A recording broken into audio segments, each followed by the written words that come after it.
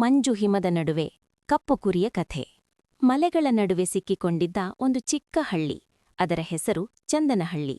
ಆ ಹಳ್ಳಿ ತುಂಬ ಸುಂದರವಾಗಿತ್ತು. ಆದರೆ ಆ ವರ್ಷದ ಚಳಿಗಾಲದಲ್ಲಿ ಹಳ್ಳಿ ಸಂಪೂರ್ಣವಾಗಿ ಮಂಜು ಮತ್ತು ಹಿಮದಿಂದ ಮುಚ್ಚಲ್ಪಟ್ಟಿತ್ತು. ಬೆಳಗ್ಗೆ ಎದ್ದಾಗ ಗದ್ದೆಗಳು ಬಿಳಿಯಾಗಿ ಮಿನುಗುತ್ತಿದ್ದವು. ಮನೆಗಳ ಮೇಲ್ಛಾವಣಿಗಳ ಮೇಲೆ ಹಿಮದ ಪದರ ಕಟ್ಟಿ ಹೊಳೆಯುತ್ತಿತ್ತು. ಮರಗಳ ಎಲೆಗಳ ಮೇಲೂ ಹಿಮದ ಹನಿ ಮುತ್ತಿನಂತೆ ಕಂಗೊಳಿಸುತ್ತಿತ್ತು.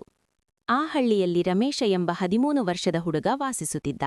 ಅವನು ತುಂಬ ಧೈರ್ಯಶಾಲಿ ಮತ್ತು ಪ್ರಾಣಿಗಳನ್ನು ಪ್ರೀತಿಸುವವನಾಗಿದ್ದ. ಅವನ ಮನೆ ಹಳ್ಳಿಯ ಅಂಚಿನಲ್ಲಿತ್ತು. ಅವನ ತಂದೆ ರೈತರು. ಅವರು ಕುರಿಗಳು, ಆಕಳುಗಳು ಮತ್ತೊಂದು ಕಪ್ಪು ಕುರಿಯನ್ನು ಸಾಕುತ್ತಿದ್ದರು. ಆ ಕಪ್ಪು ಕುರಿಯ ಹೆಸರು ಕರಿ. ಕರಿ ಬೇರೆ ಕುರಿಗಳಿಗಿಂತ ವಿಭಿನ್ನವಾಗಿತ್ತು. ಎಲ್ಲಾ ಕುರಿಗಳು ಬಿಳಿ ಬಣ್ಣದವು, ಆದರೆ ಕರಿ ಮಾತ್ರ ಸಂಪೂರ್ಣ ಕಪ್ಪು. ಹಳ್ಳಿಯ ಮಕ್ಕಳು ಕೆಲವೊಮ್ಮೆ ಇದು ಬೇರೆ ರೀತಿಯದು ಎಂದು ನಕ್ಕು ಮಾತನಾಡುತ್ತಿದ್ದರು. ಆದರೆ ರಮೇಶ್ ಮಾತ್ರ ಕರಿಯನ್ನು ತುಂಬ ಪ್ರೀತಿಸುತ್ತಿದ್ದ. ಒಂದು ಬೆಳಗ್ಗೆ ಹಳ್ಳಿ ತುಂಬಾ ದಟ್ಟ ಮಂಜಿನಿಂದ ಆವರಿಸಿತ್ತು. ಸೂರ್ಯೋದಯವಾದರೂ ಮಂಜು ಕಡಿಮೆಯಾಗಲಿಲ್ಲ. ಹಿಮದ ಮಳೆಯು ನಿಧಾನವಾಗಿ ಬೀಳತೊಡಗಿತು. ರಮೇಶ್ ತನ್ನ ತಂದೆಯ ಜೊತೆ ಕುರಿಗಳನ್ನು ಮೇಯಿಸಲು ಹೊರಟನು. ಎಲ್ಲೆಡೆ ಬಿಳಿ ಬಿಳಿ ಹಿಮ, ಗದ್ದೆಗಳು ಕಾಣದಷ್ಟು ಮಂಜು. ರಮೇಶ್, ಜಾಗ್ರತೆಯಿರು, ಮಂಜಿನಲ್ಲಿ ದಾರಿ ತಪ್ಪಬಹುದು ಎಂದು ತಂದೆ ಹೇಳಿದರು. ಕುರಿಗಳು ನಿಧಾನವಾಗಿ ಮುಂದೆ ನಡೆದುಕೊಂಡು ಹೋಗುತ್ತಿದ್ದವು. ಕರಿ ಮಾತ್ರ ಸ್ವಲ್ಪ ದೂರಕ್ಕೆ ಹೋಗಿ ಹಿಮದೊಳಗೆ ಏನೂ ವಾಸನೆ ಕಂಡು ಹುಡುಕುತ್ತಿತ್ತು. ರಮೇಶ್ ಕರಿಯ ಮೇಲೆ ಗಮನ ಇಟ್ಟಿದ್ದ. ಹಠಾತ್ ಗಾಳಿಯ ವೇಗ ಹೆಚ್ಚಾಯಿತು. ಮಂಜು ಗಾಢವಾಯಿತು. ಕಣ್ಣಿಗೆ ಮುಂದೆ ಕಾಣದಷ್ಟು ಬಿಳಿತನ. ಕುರಿಗಳು ಚದರತೊಡಗಿದವು. ರಮೇಶ್ ಮತ್ತು ಅವನ ತಂದೆ ಕೆಲವು ಕುರಿಗರನ್ನು ಸೇರಿಸಿ ಮನೆ ಕಡೆಗೆ ತಿರುಗಿದರು. ಆದರೆ ಮನೆಗೆ ತಲುಪಿದಾಗ ಒಂದು ಕುರಿ ಕಾಣಿಸಲಿಲ್ಲ. ಅದು ಕರಿ. ಅಪ್ಪಾ, ಕರಿ ಕಾಣಿಸುತ್ತಿಲ್ಲ ಎಂದು ರಮೇಶ್ ಆತಂಕದಿಂದ ಕೇಳಿದ. ತಂದೆ ಚಿಂತಿತರಾದರು. ಈ ಹಿಮದಲ್ಲಿ ಹುಡುಕುವುದು ಕಷ್ಟ, ಆದರೆ ಕರಿ ನಮ್ಮ ಪ್ರಾಣಿ, ಅದನ್ನು ಹುಡುಕಬೇಕು. ರಮೇಶ್ ಧೈರ್ಯ ಮಾಡಿಕೊಂಡು ಒಂದು ದೀಪ ಹಿಡಿದು ಮಂಜಿನೊಳಗೆ ಹೊರಟನು. ಹಳ್ಳಿಯ ಕೆಲವರು ಕೂಡ ಸಹಾಯಕ್ಕೆ ಬಂದರು. ಹಿಮ ಇನ್ನೂ ಬೀಳುತ್ತಿತ್ತು.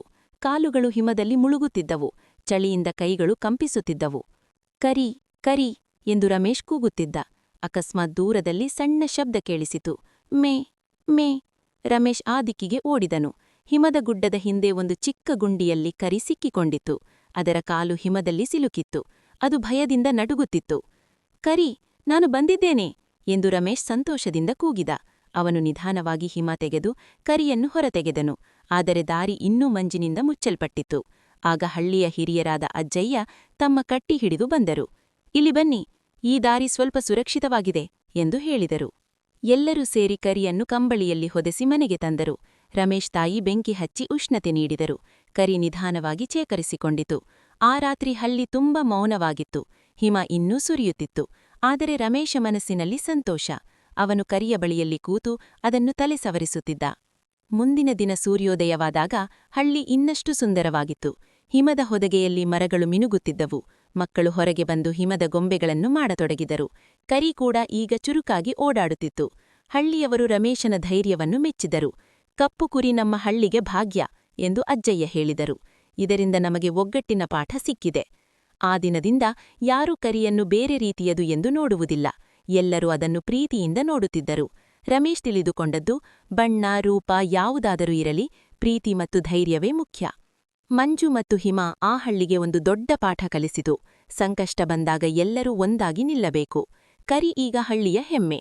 ಮಂಜಿನ ಮಡಿವೆ ಕಪ್ಪು ಬಣ್ಣದಿಂದ ಅದು ಸ್ಪಷ್ಟವಾಗಿ ಕಾಣಿಸುತ್ತಿತ್ತು. ಆದರೆ ಅದರ ಹೃದಯವು ಅಷ್ಟೇ ಉಜ್ವಲವಾಗಿತ್ತು. ಚಳಿಗಾಲ ಮುಗಿದ ಮೇಲೆ ಹಿಮ ಕರಗಿತು. ಗದ್ದೆಗಳು ಮತ್ತೆ ಹಸಿರಾಯಿತು. ಆದರೆ ಆ ಹಿಮದ ದಿನಗಳ ನೆನಪು ಹಳ್ಳಿಯವರ ಹೃದಯದಲ್ಲಿ ಸದಾ ಉಳಿಯಿತು. ರಮೇಶ್ ಪ್ರತಿದಿನ ಕರಿಯ ಜೊತೆ ಗದ್ದೆಗಳಿಗೆ ಹೋಗುತ್ತಿದ್ದ. ಮಂಜು ಬಿದ್ದ ಬೆಳಗ್ಗೆಗಳಲ್ಲಿ ಅವನು ಕರಿಯನ್ನು ನೋಡಿ ಹಾಸ್ಯವಾಗಿ ಹೇಳುತ್ತಿದ್ದ, ನೀನು ಬಿಳಿ ಹಿಮದ ಮಧ್ಯೆ ಕಪ್ಪು ನಕ್ಷತ್ರ. ಕರಿ ಮೇ ಎಂದು ಉತ್ತರಿಸುತ್ತಿತ್ತು. ಆ ಹಳ್ಳಿಯಲ್ಲಿ ಯಾರೂ ಮತ್ತೊಬ್ಬರನ್ನು ವಿಭಿನ್ನ ಎಂದು ತಳ್ಳುವುದಿಲ್ಲ. ಕಪ್ಪು ಕುರಿ ಕಲಿಸಿದ ಪಾಠ, ವೈವಿಧ್ಯವೇ ನಮ್ಮ ಸೌಂದರ್ಯ. ಮಾರಲ್, ಬೇರೆ ಬಣ್ಣ, ಬೇರೆ ರೂಪ ಇದ್ದರೂ ಪ್ರತಿಯೊಬ್ಬರೂ ಅಮೂಲ್ಯರು. ಸಂಕಷ್ಟದ ಸಮಯದಲ್ಲಿ ಒಗ್ಗಟ್ಟು ಮತ್ತು ಪ್ರೀತಿ ನಮ್ಮನ್ನು ರಕ್ಷಿಸುತ್ತದೆ.